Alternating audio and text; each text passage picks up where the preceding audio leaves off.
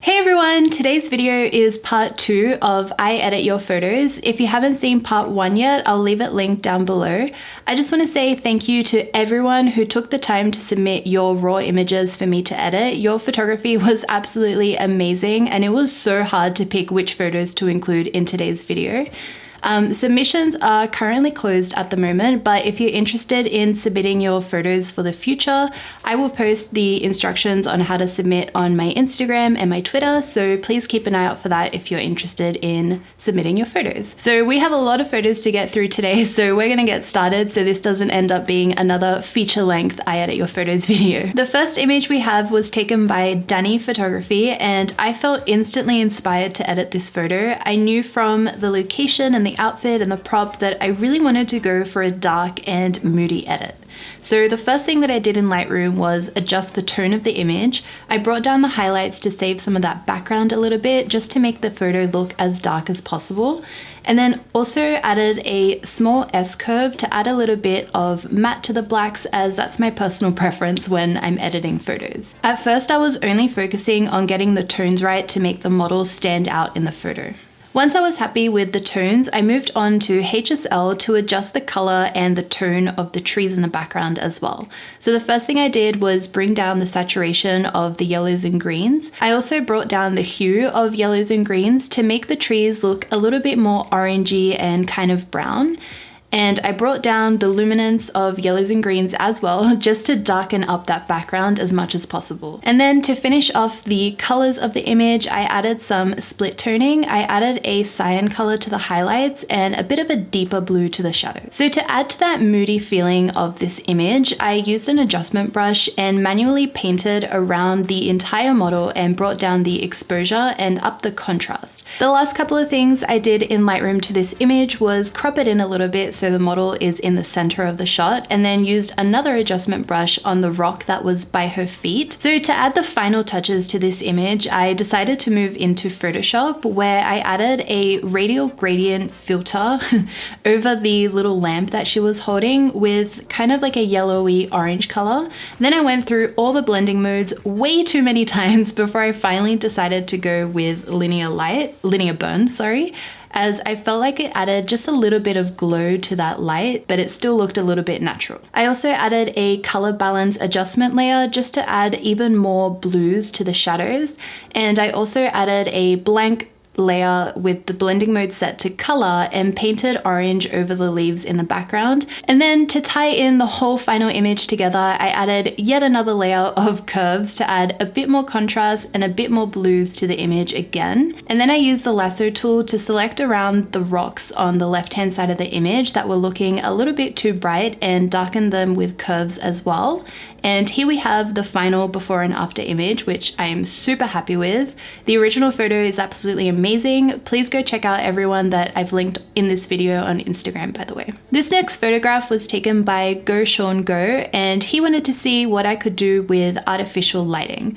So this is such a cool shot. The first thing that I did was adjust the tones and the white balance just to see what we were working with before we got a little bit more creative. As you guys may or may not know by now, when I finish adjusting the tones to get them looking right in the image, I move over to the tone curve to add a little bit of flair to the contrast. The next thing I was noticing while editing is that the lighting kind of looks like it's coming from below on the image. So I added a gradient filter and brought down the exposure just to get the image looking balanced from the top to the bottom. Next, I'm focusing on luminance in HSL to bring up the brightness of some particular colors in this image. So I brought up the oranges, yellows, and greens to make his skin tone and parts of the background a little bit brighter, and I also brought up the aquas and blues quite a lot to make that building in the top left-hand corner stand out a little bit more.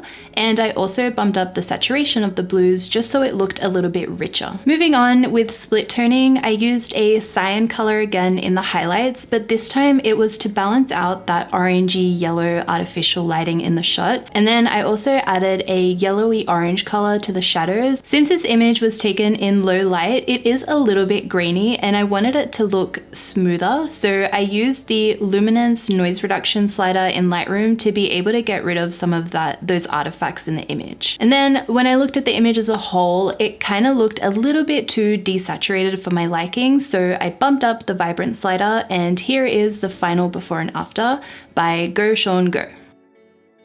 This next photo was taken by Lian Eversey. I'm very sorry if I didn't pronounce that correctly. This photo was taken in Mount Cook in New Zealand, which is very cool. I thought this was a really nice photo. So first things first, I wanted to bump up the exposure of the image just to be able to see what we were working with. And then I decided to crop it in a little bit to get rid of a lot of sky. So I did some quick tone work with this photo by bumping up the exposure. I brought down the highlights to bring some more detail back into the mountains. And I also brought the white balance down a little bit just so it was that tiny bit cooler. Next up with this image is the tone curve. This time I went for a more extreme S curve as I wanted to add a lot more style, and I thought having a really kind of film look to this photo with super matte blacks compared to what we've done previously would really suit the look of this image. The next thing I was noticing was that the grass was a little bit too vibrant for my liking and was a bit distracting. So in HSL under saturation, I brought down the yellow and the green slider, and then I also adjusted the hue and the luminance of blues and aquas to make the mountain slightly less punchy blue. I wanted it to be a little bit more cyan colored and a little bit more desaturated as well. And then with split toning, again to counter that very harsh, bright, warm sunlight of a photo taken in the middle of the day, I added cyans to both the highlights and the shadows just to counter that a little bit more. One of the last color things I want to work on with this image is under camera calibration. So I brought down the saturation of pretty much all the sliders, the red, the green, and the blue. And I also brought the blue hue slider down to the left just to have that kind of orange and teal style to the photo. I still felt like this image was looking a little bit too sharp around the area where there was grass, so I decided to use an adjustment brush and I brought the sharpness slider almost all the way down to the left just to soften up the image in particular areas. And there we are with the final image. Here's a before and after. This next photo is another beautiful landscape from New Zealand by Alina Reading photography. First thing I did with this image is adjust the crop and also straighten out the horizon line. I also brought up the exposure and the shadows just so we could really see what we were doing, as the image was a tiny bit underexposed. So unlike portraits where I normally go straight to the tone curve, with landscapes I like to adjust the colors first. So in HSL, the first thing I wanted to do was make that beautiful tree in the water stand out as much as possible.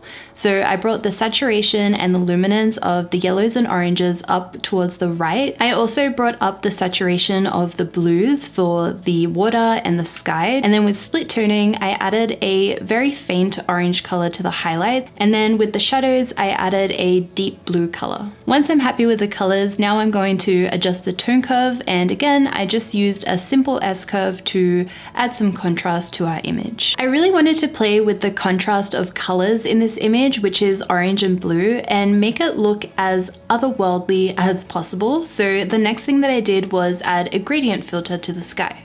So as per the last image that I was editing, this was actually an accident where I had the sharpness all the way down from blurring the grass in the mountains photo.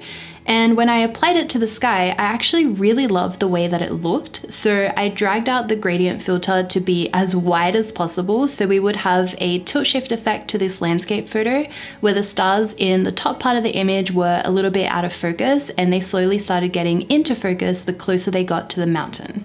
I added another gradient to the lake in the bottom half of the image and again brought down the temperature of that so it kind of matched the reflection of the sky. And then the last thing that I did was use an adjustment brush and brushed over the mountains in the photo and brought up the white balance just a little bit and the tint into the pinks as well. And just for the final touches in the image, I opened up the landscape in Photoshop and used the stamp tool to remove those rocks in the bottom left-hand corner of the image. And then I also noticed that there was something yellow in the far distance of the lake, so I removed that as well so it would just be a clean landscape. And here is the final before and after. This next portrait was taken by Porto Patrick, and the moment I saw it, I already knew I wanted it to be insanely colorful. So that's what I was aiming for with the edit of this photo. As usual, the first thing that I do is edit the tones. So I brought up the contrast, I brought the exposure down and the highlights down to save some of those details in the bright lights in the background. And I also brought the shadows up to make the model stand out in the photo and bumped up the contrast a little bit as well. So now up to the colors is when I went a little bit crazy with the editing, but I'm really happy with the way that it turned out. So under saturation in HSL, I brought the saturation up of all the sliders except for red and orange because I didn't want to make her skin tones look overly crazy. For split toning, I decided to go for something a little bit different and went with a kind of lush green for the highlights and then a purpley color for the shadows. So the colors weren't quite there yet where I was imagining them by just using the sliders in Lightroom. So I decided to use the radial filter tool in Lightroom to be able to select specific parts of the image and alter what the colors look like. And this is the final before and after image that we ended up with. I really love how colorful we ended up making it. I think it looks really cool. This next portrait is taken by Kev Arnaud. I'm sorry if I didn't pronounce that correctly.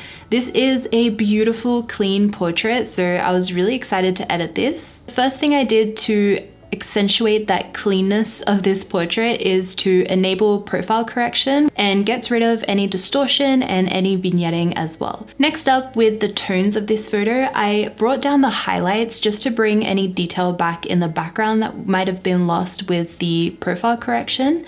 I also brought up the shadows to make the model stand out a little bit more and brought down the blacks and up the contrast a little bit to increase the contrast of the photo. And then I also moved the temperature all the way down into the blues to help balance out some of that artificial lighting. Next up, we did a little bit more work in the tone curves. I added a very subtle tone curve to just the overall tones of the image. And then I went into the blue channel to add even more blues to the shadows and the highlights of the photo.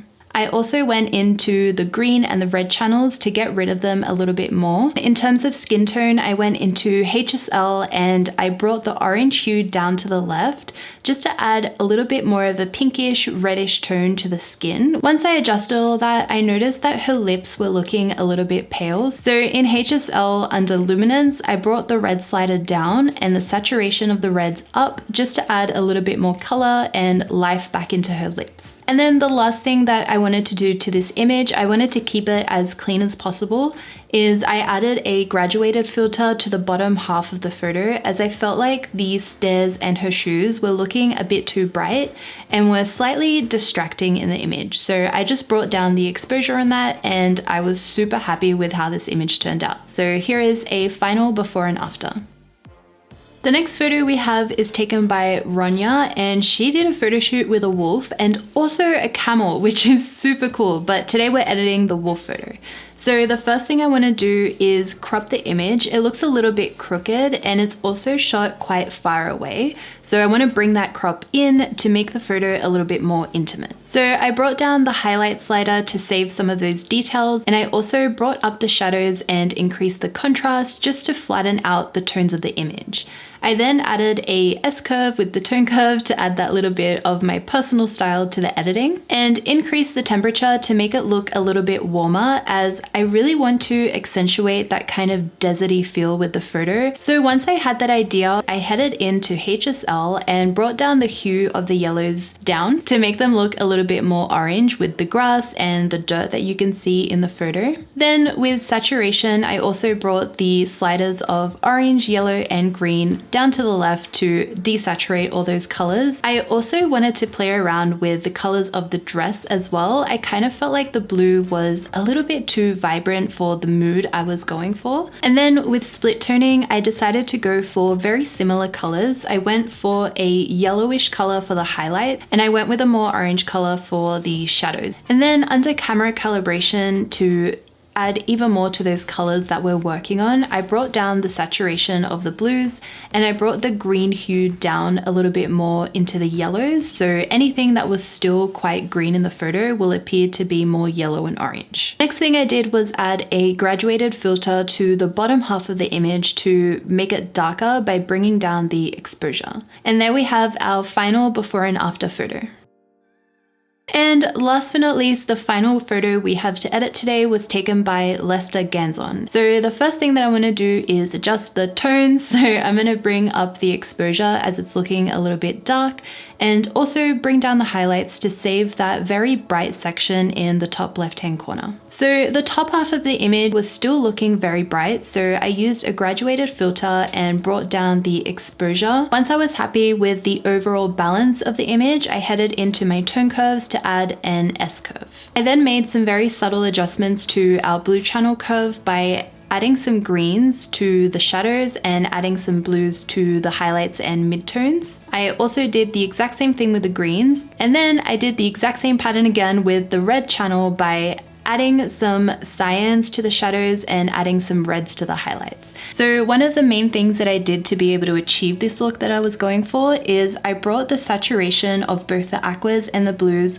all the way down to -100. I also decided to move the hue of the green also to -100, and I also brought up the saturation and luminance of the yellows and the luminance of the oranges to make those colors bright and vibrant. And then to tie the whole look together with split toning, I decided to go for a yellow with the highlights, and then for the shadows I went with a blue color at a very, very low saturation. So once I was happy with my edits in Lightroom, I moved the image over to Photoshop, where I added a curves adjustment layer to add more contrast to the overall image, and then I added a adjustment layer of color balance and added more yellows and magentas to the midtones and the highlights and a tiny bit more blue to the shadows, and then brought down the opacity of that entire adjustment layer until I was happy with what it looked like. And then the final thing that I did was added 2 radial gradients. One was orange in the top right hand corner and one was in the color yellow in the bottom left hand corner. I changed the layer blending mode to soft light for both of them and brought down the opacity until it was just barely there. It was only just a little extra splash of color.